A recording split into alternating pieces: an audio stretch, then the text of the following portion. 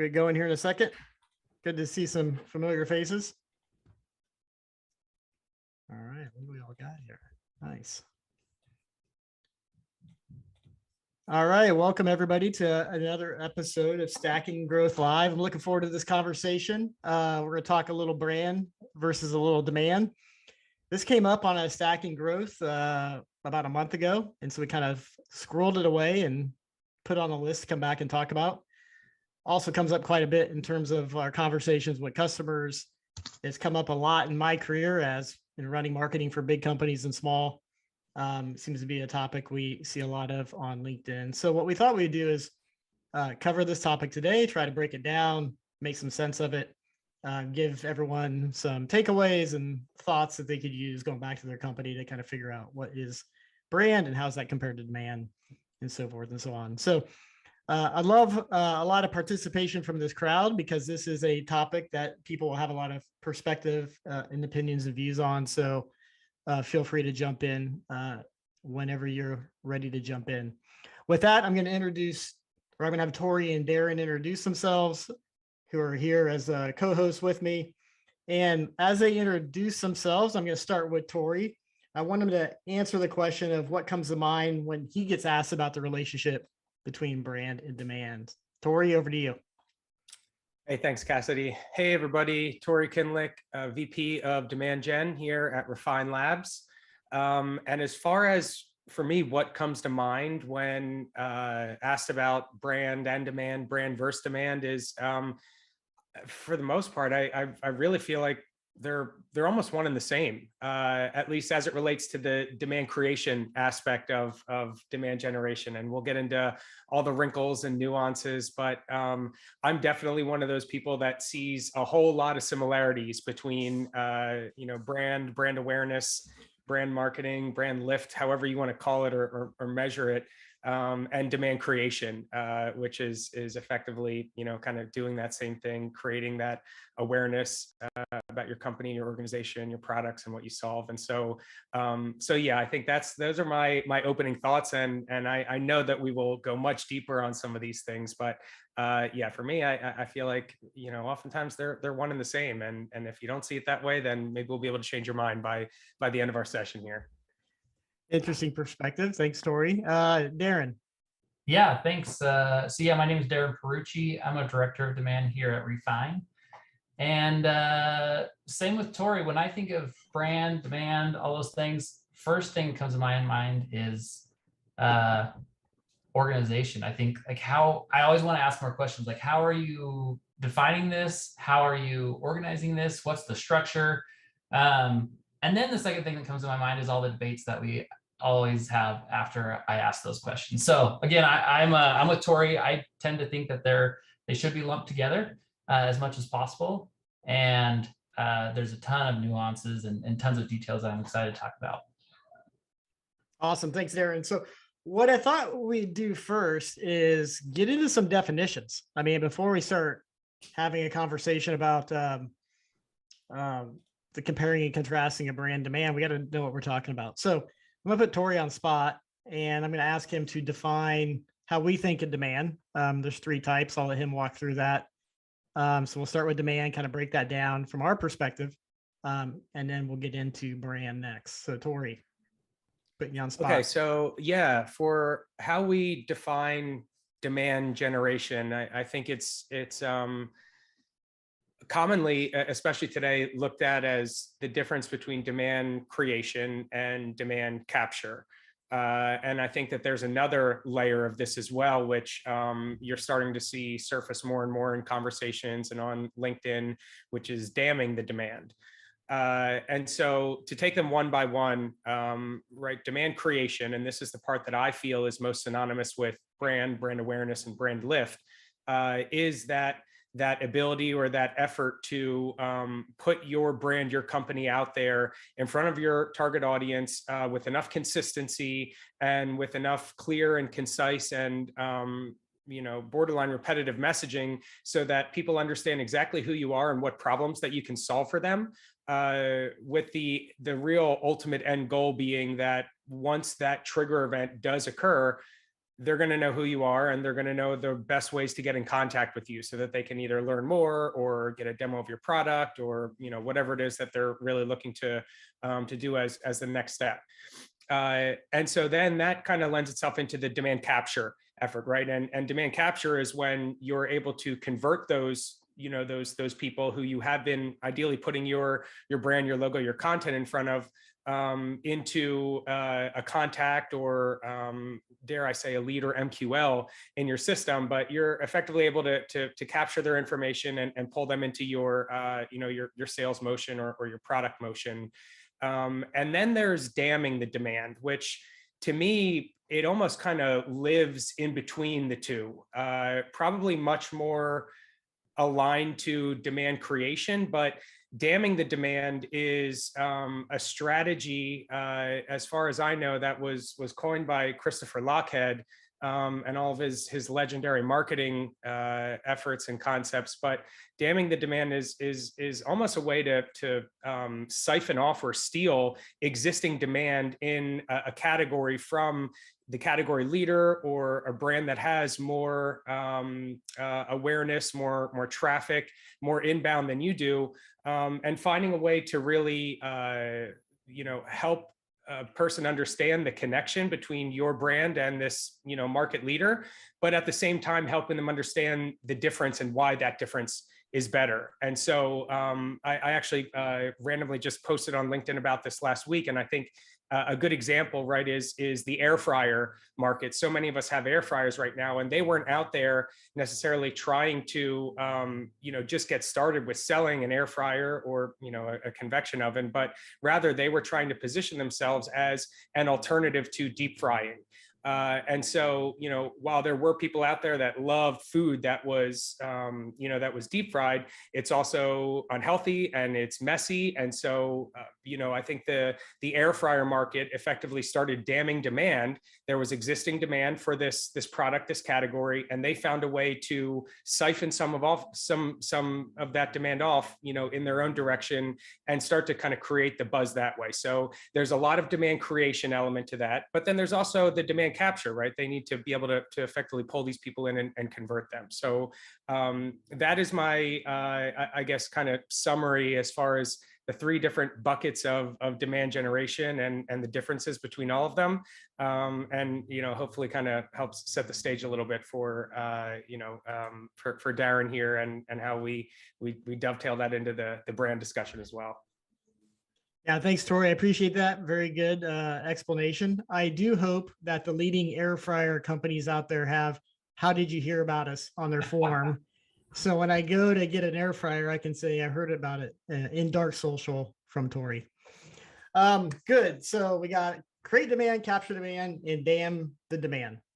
Try to say that fast.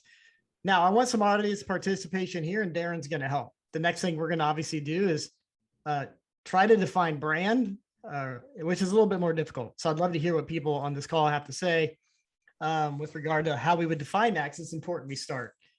So Darren, you're gonna get the harder question here than Tory. No offense to Tory. How should we, or how do we define brand? Yeah. And audience, feel free to start getting ready to raise your hand. I'd love to hear from you. Yeah, I welcome all the comments too, and I won't be offended if you disagree with whatever definition we have of brand. So a couple of different ways to really like define brand. One way I liked is a brand is a way a product, company, or individual is perceived by those who experience it. That's focused on the user and who's like consuming the brand, if you will. Another way I like to hear about it is a brand is a summation of all customer touch points with your company. That's one of my favorite ones, because I think brand is a lot more than just the look and the feel and the logos and the colors and fonts. Like, it is what you deliver and how you deliver it. And that, you know, amalgamation of all those touch points is really like what hits home for me as what brand is. Any thoughts from the audience? I'll give a few more while you're getting ready to add your comments to the chat. A brand, I just Googled this, right? So good way to figure this out. A brand is an intangible marketing or business concept that helps people identify a company, product, or individual. That's the first thing that came up when I Googled it. A few others, very similar to what Darren outlined. A brand is a way a product, company, or individual is perceived by those who experience it. I think that's the first one that Darren commented on. I think that's a succinct way to think about it. We've got a few more coming in here. Yeah, and Cassidy, maybe while more people are contributing their definitions, sometimes I like to, instead of like pure definition, because sometimes that can become nuanced. I like to think of like almost like a checkbox in my mind. Like, do I resonate with this brand? Is it something I trust? Do I go back to them? Do I refer back to them or it? Maybe I should refer to it as it. And that sometimes helps me to know if somebody has a strong brand, because it checks off a lot of boxes for me, like, maybe emotionally, rather than just trying to define it too. Yeah, I like that. So we got a few here. Brand is the emotion regarding your product and company. Nice. Cognizant blog here. Demand is about why buy one. Brand is why buy ours. That's a nice way to think about it. There's a common quote, Bezos, is that a brand is what people say about you after you leave the room. I like that. Reputation. Good. Every touch point again. Awesome. Brand should be memorable through what it has to offer. Okay, so my question then is, maybe for you, Tory, who owns like brand? And so when we think about like this idea, like I think everybody understands brand is kind of how people feel about your category, your product, your service, your company, how they have the culmination of the experiences they have with your company. So how's that manifest itself though, day to day? Like we have these teams called brand teams within a marketing organization. What is that vis-a-vis this kind of definition, in your opinion? Yeah, and I think this is kind of where I do have a little bit of a stronger point of view on this. I believe that a lot of those brand teams that exist today are a bit antiquated. So originally, right, and someone mentioned the Cognizant blog, which I came across as well recently, just kind of doing a little bit of prep work for our conversation today. But I think that originally where a lot of this separation between brand and demand comes from is likely the B2C space, like a lot of things in B2B.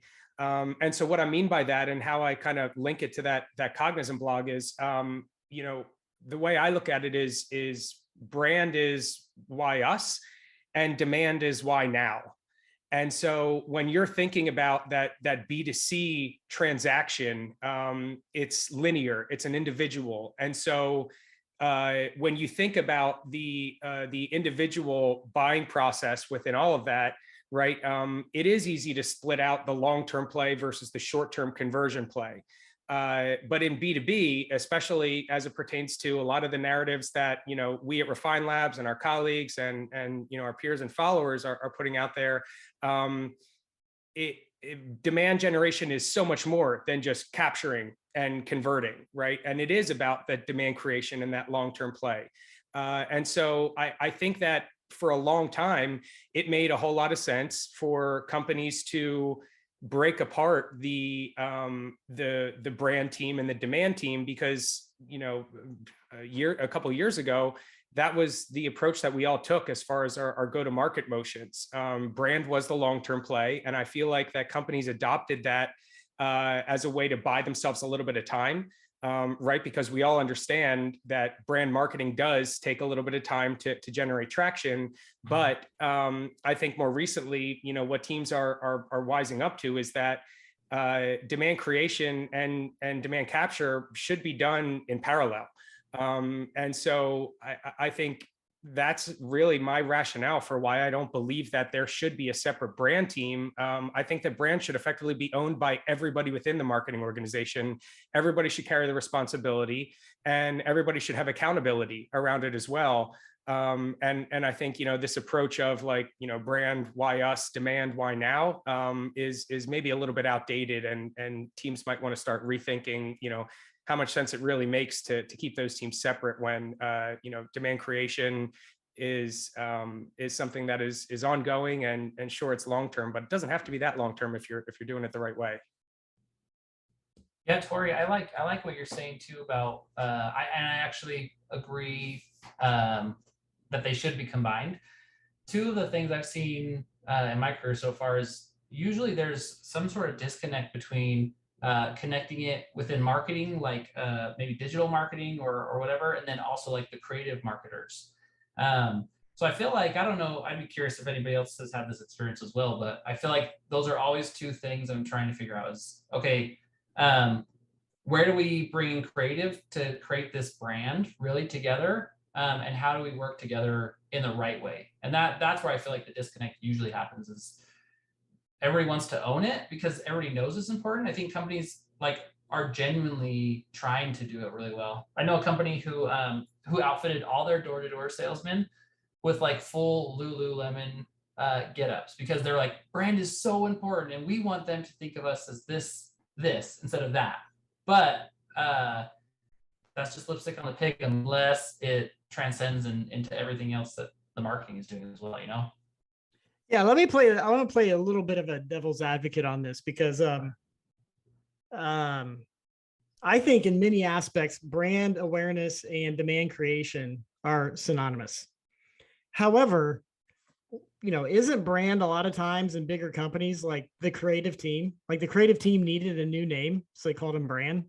And that might be a little bit of a shot, but at the same time, there is some credence to that, right? So you have a big company, you have multiple products, you have thousands of people, and you're trying to create consistency across this, across everything we do. Like in the spirit of creating consistency across touch points, you need somebody to kind of govern that. Does that have value today, or is that just, it does, but it's just called a creative team? It's not called a brand team. Any thoughts on that, Tory? I think that let's just say the visual aspects, the visual identity of a company, of course, that is highly important and something that does require a lot of thought, a lot of strategy, and teams dedicated to ensuring the consistency of how that logo is used and represented. But does that need to be an entire team at a company? I suppose depending on the size of the company, when you get into the upper tier of the enterprise space and you're talking about millions of dollars being spent a month towards what one would consider brand awareness or demand creation advertising, perhaps then you can justify having dedicated headcount for something like this. But I think that the companies that are doing this the best right now, there is that shared accountability where it's owned throughout the entire organization. And certainly, I was talking to a friend recently that she leads a global marketing team, and she almost positions each one of their regional teams, their regional leaders as effectively a mini CMO for the company. And so that person is responsible for distributing their brand, their tone of voice, ensuring that there is consistency with all that inside their market. But there are going to be nuances with how things are interpreted or leveraged within each of the global markets. And so that's the job of that one person. Now, how can you effectively put a brand team on top of all that? Because they would miss out on a lot of those nuances. And apologies if you hear some landscapers outside my window. And so, yeah, I think that there's a little bit of maybe a disconnect with how things were previously that was very effective, and maybe how things are still utilized today. And does it still need to be operating the same way that it once did? I question if it does. And I think that, there's companies that are doing it very well out there today and are still able to create that consistency with their message, their visual identity, even some sonic branding that applies across all markets without a overarching brand team that owns some of these responsibilities. So let me, there's a lot of good comments here, so I'm not ignoring them. I'm reading them, and I'm going to try to reframe them into a question back to Tory and Darren. And that is, a lot of times demand is thought of as performance marketing. And so we would call that kind of capturing demand. when I think about this structurally, wouldn't it maybe be easier to be like, listen, the demand team just goes and captures and the brand team goes and creates. And so maybe it's like a reframing of, we always think of this as kind of pulling it into one team called demand, and they have like capture, create, and dam in one team. But maybe the other way to think about this is like we break them into different teams and we're going to give brand a purpose. That purpose is to create demand. Thoughts on that? Yeah, I'll jump in. So, and it's kind of connecting back to that whole like brand awareness. Does brand awareness equal demand creation?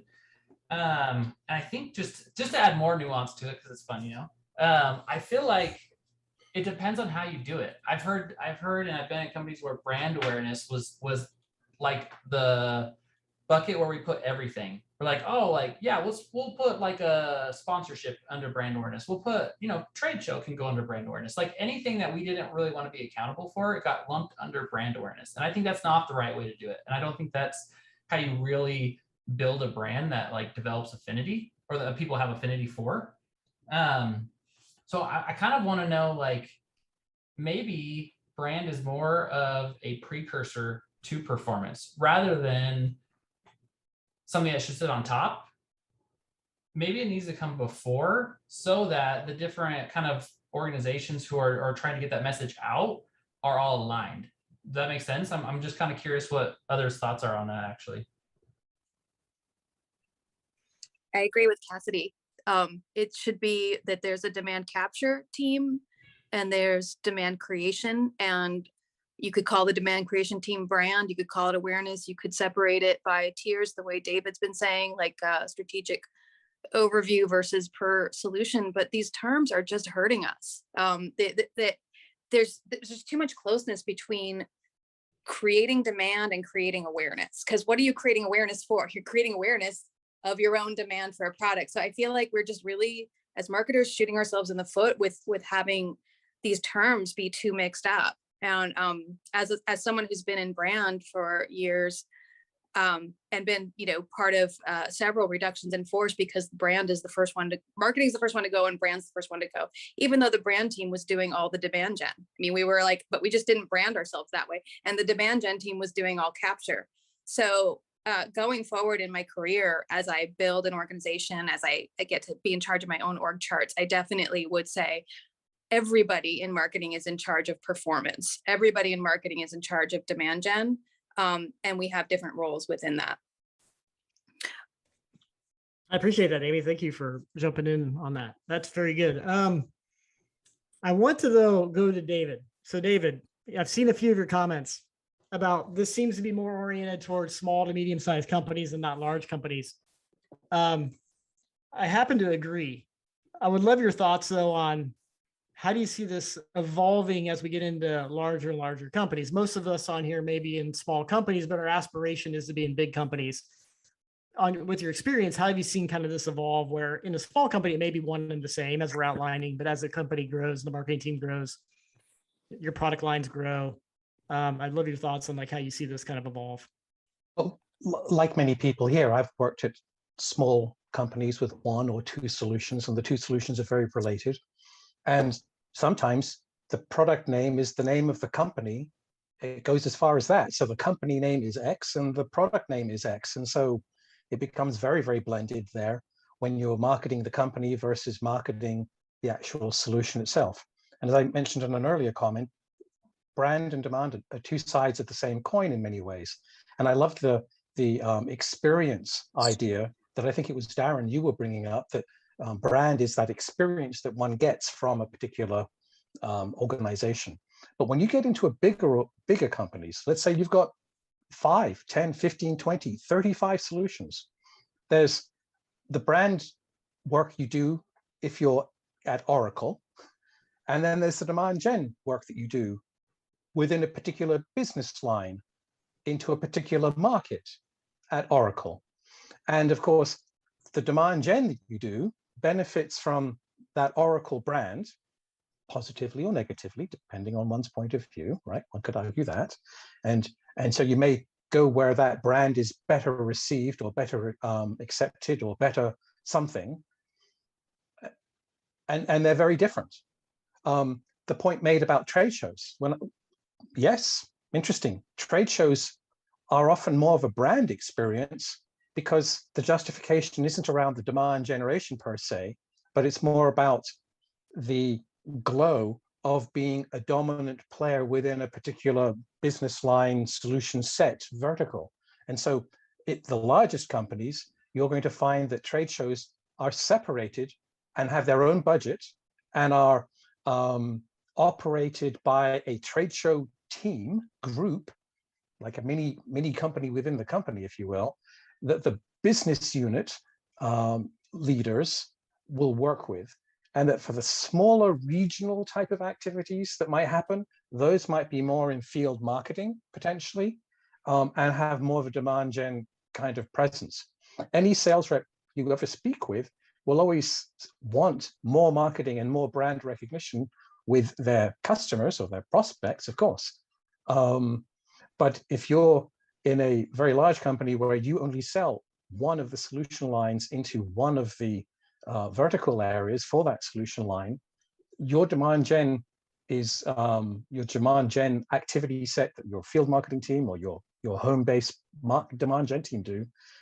That's what you really care about, because great branding is wonderful. So your company did a golf tournament or NASCAR racing or some very large kind of event. Doesn't bring in the leads for cybersecurity to manufacturing, for example, right?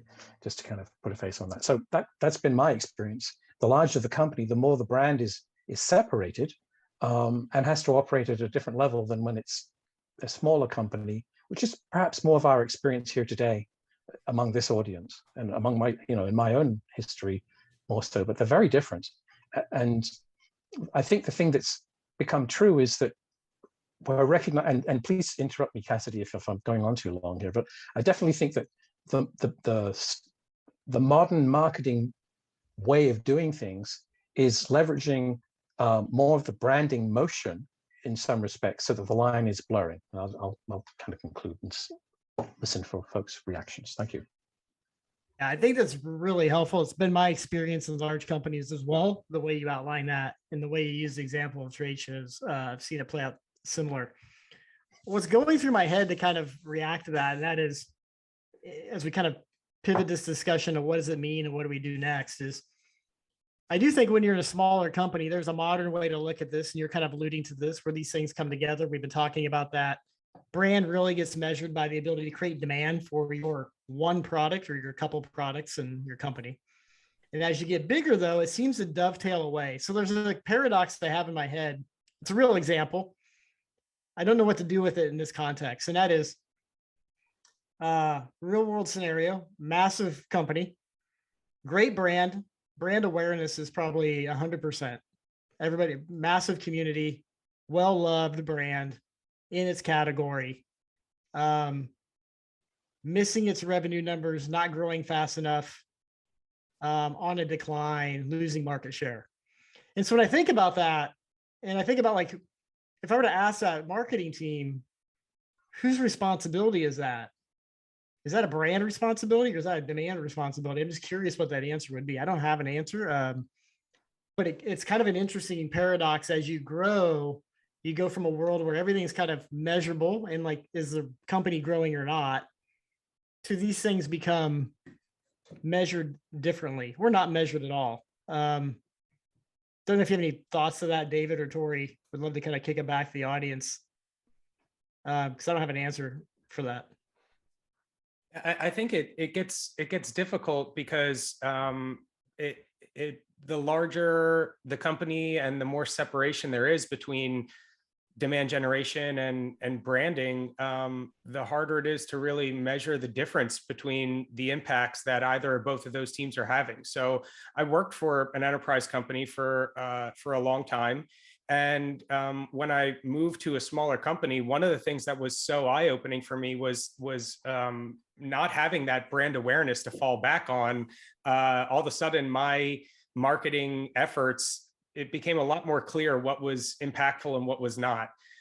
When I worked in the enterprise space, I was on a team of, maybe 100 other marketers, and the segment I was responsible for was doing a great job, but was that because I was doing a great job, or was that because we had a really strong brand that existed for decades before I did? And so I think that the measurement is where it gets really difficult. And the moment that you start to say that one team is responsible for this current situation, this current problem, and another team is not, the finger pointing happens. There's rifts that get created within the organization. And so I think whatever approach is taken and organizationally, the thing that's most important is alignment on how you're measuring the impact of those respective teams, whether that be branding or demand creation or whatever you want to call it. I think that the titles here, make it a little bit kludgy, but as long as you can find the right approach to measurement, that's what I think is ultimately needs to be the North Star that guides the company and dictates who's going to be responsible for what tactics and what strategies and what components of brand lift even that the team might be looking to measure. And from your perspective, what does that measurement framework look like, or how does that evolve? I mean, I think that there's a couple different ways to look at it. So the way that we like to look at in terms of a North Star metric that we like to look at things at Refine Labs, right? It's that pipeline velocity or sales velocity, whatever you want to call it. And so the number of opportunities that are created in a quarter, the win rate, the average contract value over the sales cycle and the days in the period. And so, that formula, I think, is a great North Star metric for demand teams, brand teams, whoever, because you're looking not just at the number of leads that are coming inbound, right? But rather you're taking a much more holistic view of, are there more opportunities being created? Are they moving through the pipeline faster? What is the deal size? So on and so forth. And so I think that that's a great indicator for the demand creation efforts that you have. But I think there's also other approaches that you can take, right? So larger organizations, one of the things that I think is most important, and this is zooming out a little bit, is just understanding the business objectives of the company and figuring out what marketing KPIs you can impact that you can tie into those respective business objectives. And so that, of course, is going to be a great way to ensure that your marketing activities are aligned towards the right goals and that those goals are, in fact, providing some type of improvement on your brand awareness. And then there's the more traditional look at things, which is more popular in the enterprise space, mainly because companies have the funds to afford it, but like a brand lift analysis, a brand lift study. I think really what you're looking at there is some leading indicators like your website analytics, your direct and organic traffic trends over time. But then additionally, I think, one of the things that's great about those brand lift studies is that it includes qualitative data, right? So there's interviews, there's surveys where you're effectively doing, whether it be social listening or measuring the amount of mentions or tags that are happening on social media. I think that there's manual ways that we can do that for those that can't afford a brand lift study. We can talk to our customers and our prospects. The social listening is something that can be done a little bit more manually, just with searching different things on different social networks. Self-reported attribution, of course, is a really popular one that we certainly recommend quite a bit. And even something as small as just social engagements on your paid ads. So, if you ran an ad for 6 weeks previously, and then you started investing significant amounts in more brand awareness, are you seeing more of those engagements from your ICP, from your target audience, inside a similar time period?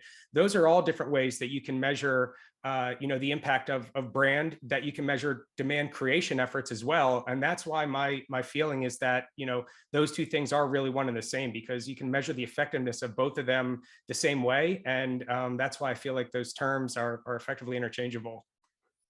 Yeah, Tory, one thing I would just want to even further nail down is, when you do it right from the beginning, it makes all those questions that we're talking about way easier in the end. I think a lot of companies start off small, and to your point, yeah, you know everything that you're doing, because if you don't do that thing, you don't grow that month or that quarter. And so I think when we're small businesses, we get used to like knowing exactly what we're doing and how those levers are actually impacting the business. And then we're not really accustomed and we're not really well equipped to deal with like the nuance, that like hazy area of measuring brand when we get to bigger companies or bigger budgets. And so my recommendation is always like, try and nail down those ways of measuring things early on. And then you're not trying to have those conversations later on when you're trying to scale. And that's because that's always like a point of friction. I like that, Darren. So one of the things, I'm looking at some of the questions here. I want to pivot to our last, to kind of wrap this up and start talking about like, what can this audience take away from this conversation and implement? We'll start with like smaller companies, given that's where most of this audience is. And then we can kind of dovetail that into as your company grows, how do these things change? So maybe what we could do here, Tory, is just, it feels easier in my head to start with like mapping demand to brand and kind of what, like, are we creating different teams for capture versus create versus DAM? How would you think about your advice that you would give to small to medium sized company, maybe one that you're working with when this topic comes up, on how to like assess this moving forward, structure your team, your organization, your measurement, so forth? Yeah, I think I think structuring the organization where you have separate teams, separate headcounts for demand creation and demand capture. I think that's a great starting point, right? Those are very unique skill sets, and I think we could debate all day about which one is more important to the health of the business. Certainly, it's a little more clear when you talk about short-term versus long-term impact, but overall, I think that it's ideal to have those two teams separated so that the teams can have their own respective budgets, ensure that they're measuring things the appropriate way, but also that those teams are very, very connected, and maybe even reporting, into the same leader, a layer under a CMO, just depending on the number of people at the company, the size of the marketing team.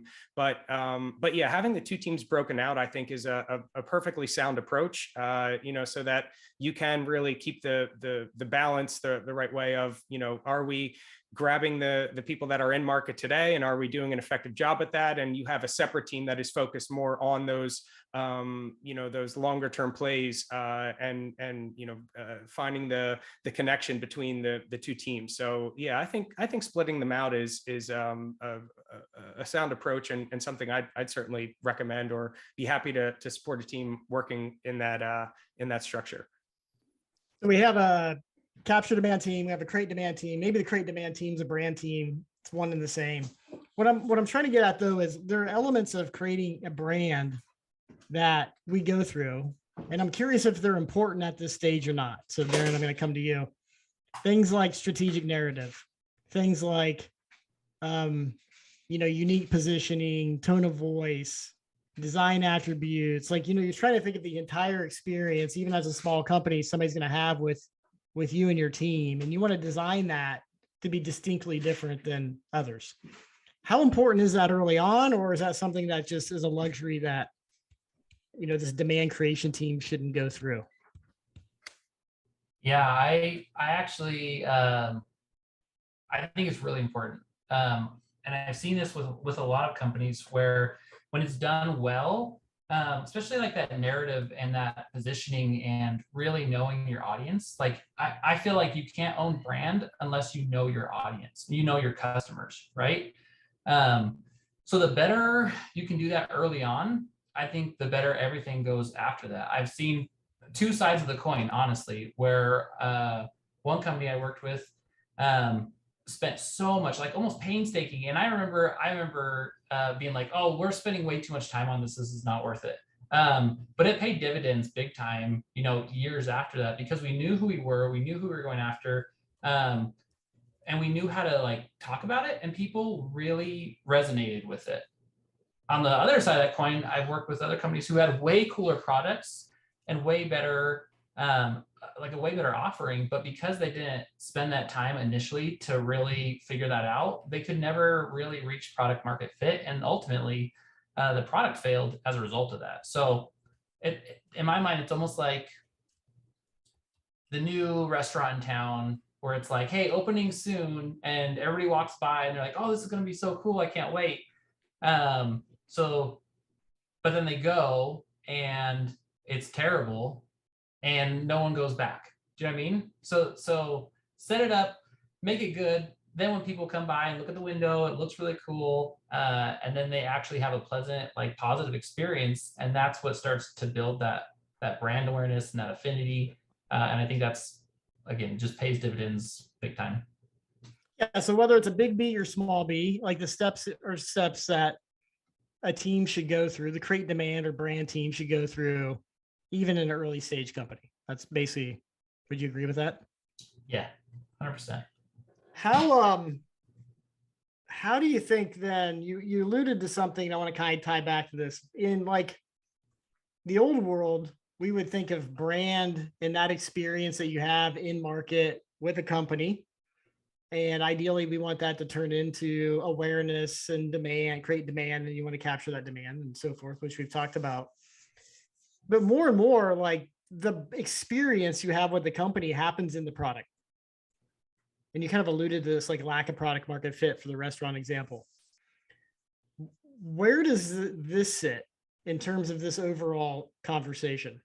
And I'm curious, like, Tory, your point of view on this, and that you can create an amazing brand, a strategic narrative that resonates. You're doing all the things that you need to do to create demand, and you got to be able to capture that on the back end that we've talked through, and you've set up your structure and your marketing team to do that. But a lot of that experience that a company has or a customer has with your company happens like past the point of purchase, using the product, engaging with your professional services or customer experience team. How does that get tied into this? Yeah, so I think going back to maybe your first question you asked about the definition of brand, in my opinion, it's all about your reputation, right? The same can be said for an individual, but like, how do people talk about you, your company, when you're not around? What is that lasting impression that you've made? Of course, it's much more than the visual identity, and especially now with social media being as popular as it is, those customer experiences are possibly one of the most powerful forms of marketing today. And so I think that what I was saying earlier, right, about brand and trying to create that brand affinity should effectively be a shared responsibility throughout all marketing disciplines.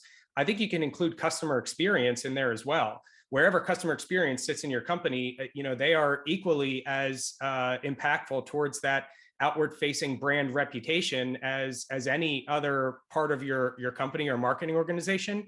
And I would say that arguably they have maybe the most important job, right? Because there's all the prospects that you're out there talking to and trying to create these theoretical and hypothetical experiences for them about what it would be like to be a customer. But when they start engaging with real customers and understanding what it's really like, that's the most powerful way to really attract new business for your company is helping people understand what an amazing customer experience you're already offering out there. So yeah, I think that you can layer the customer experience team in with all those others that need to have that shared responsibility and accountability for for overall brand and brand lift for a company.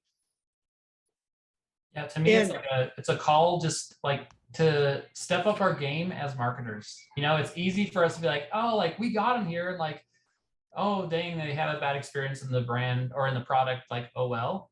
But I feel like, to Tory's point, that's where we can step up our game as marketers and really have an impact on that overall brand. And I think it's easy to just be lazy sometimes and be like, oh, like we're just going to put campaigns out and hopefully stuff comes back and not worry about any other part of the business. And rightfully, that's why sometimes we get like a little bit of a rap as marketers, but I think we can be better than that. So I want to make it a little bit more tactical. So who owns making that better? So if I go back and I think about our conversation, our framework we put together, we talked about this idea of like creating demand in the market is kind of synonymous with like doing good brand awareness. Let's call it that.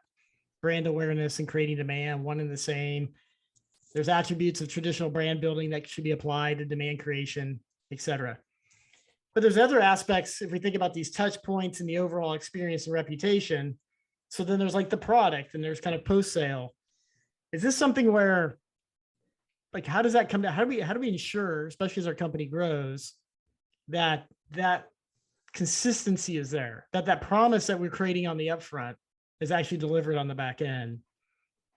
Any thoughts on like who owns that? Like even early stage, like I build a marketing team, who should be the one making sure that, our product delivers on our product and our services team delivers on our promise? I'm curious.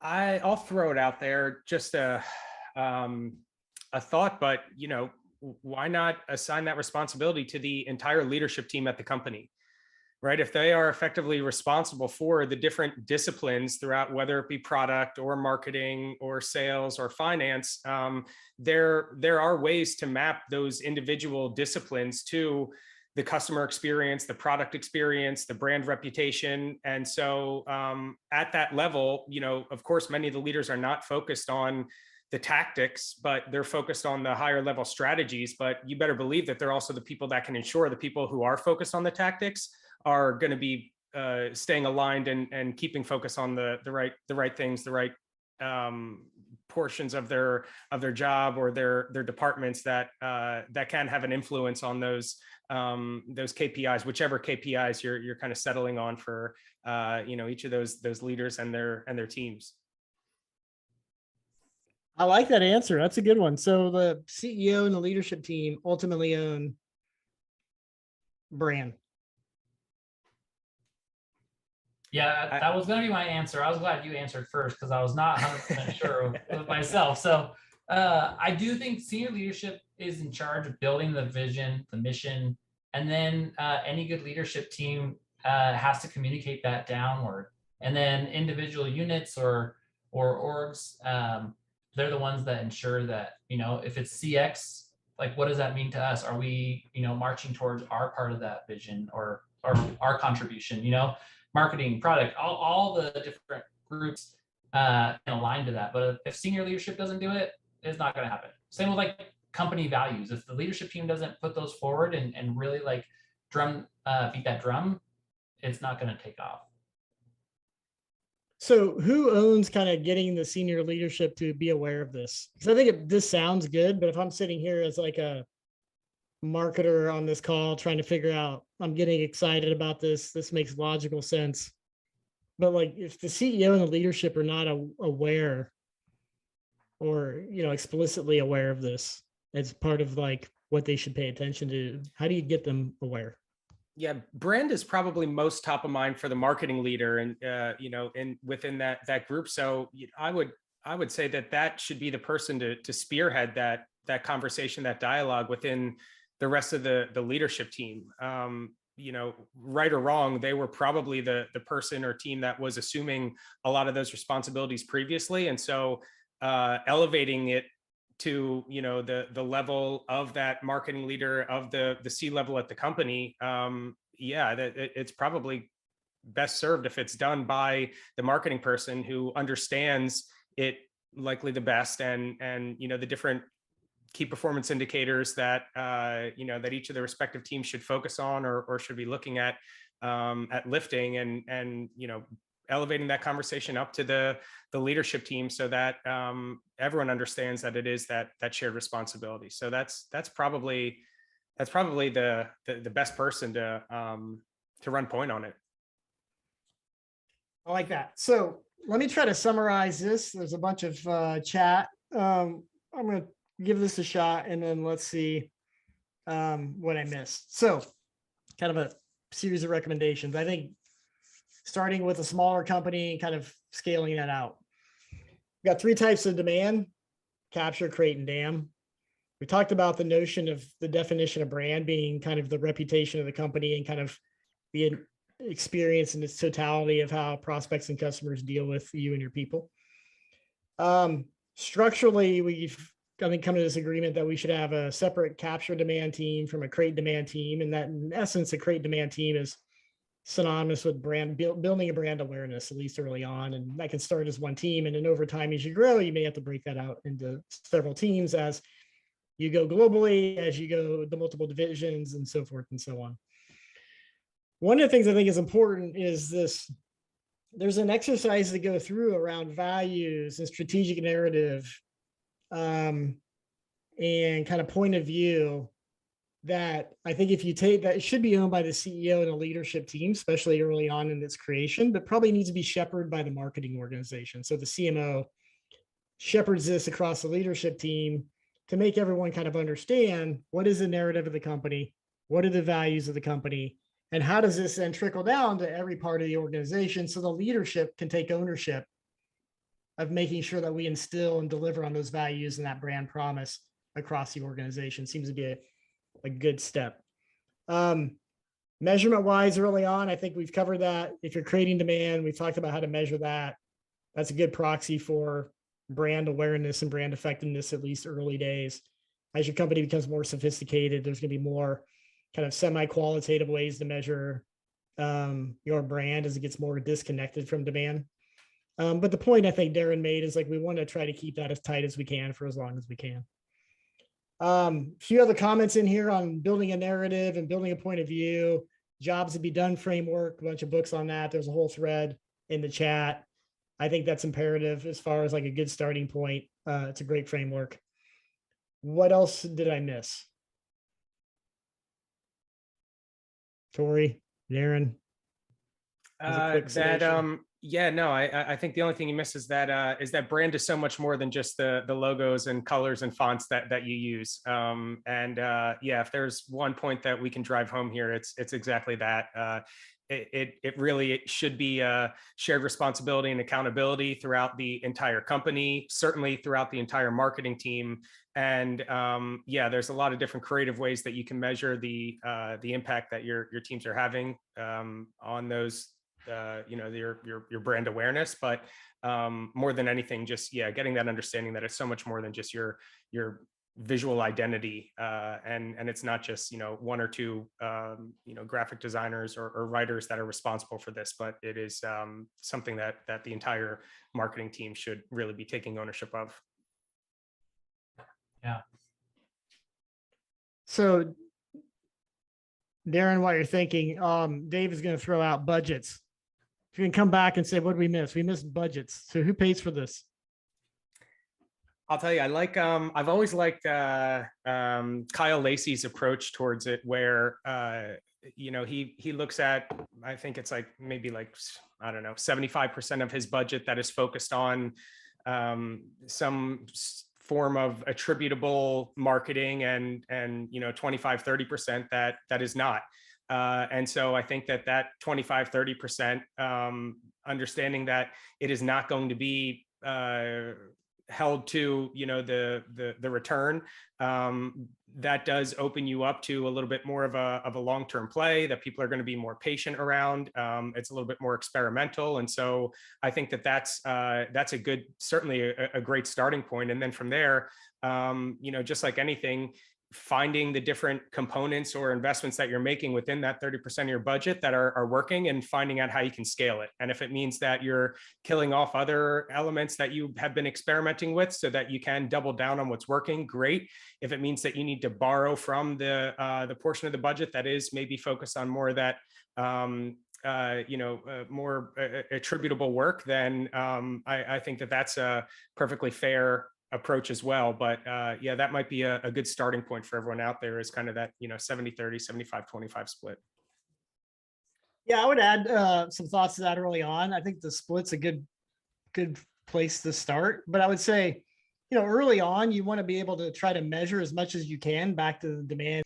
And I think over time, that split's going to change when you get into things like reputation. And I think David gave a great example of like, sometimes you have to be at the trade show, or you have to start your own community and run your own event, because it's a show of power. It's a show of market leadership. It's kind of, you're demonstrating category dominance, and those things are important, especially when you have a global audience and multiple divisions and so forth and so on. But I think early on, the safest thing to do is be creative in how what you spend and what you do to build brand actually drives the demand into revenue. All right. Any last thoughts, Darren? No, I mean, I think if you're listening to this and you care, you're probably doing more than most. So just pat yourself on the back a little bit and realize that because you're trying to solve these problems, you're going in the right direction. And I just want to say kudos, because I know it can be an uphill battle, and if it's not done at the beginning, it becomes difficult. So keep fighting the good fight, and way to be here, and thanks for talking about it. That's awesome. I'll add one more thought on that. I would say my advice, based on experience in small to medium-sized companies, is really position hard on create demand and roll your brand activities underneath that. It'd probably be an easier way to sell that through the company versus trying to split these two things apart. So just my 2 cents on what I've seen work firsthand.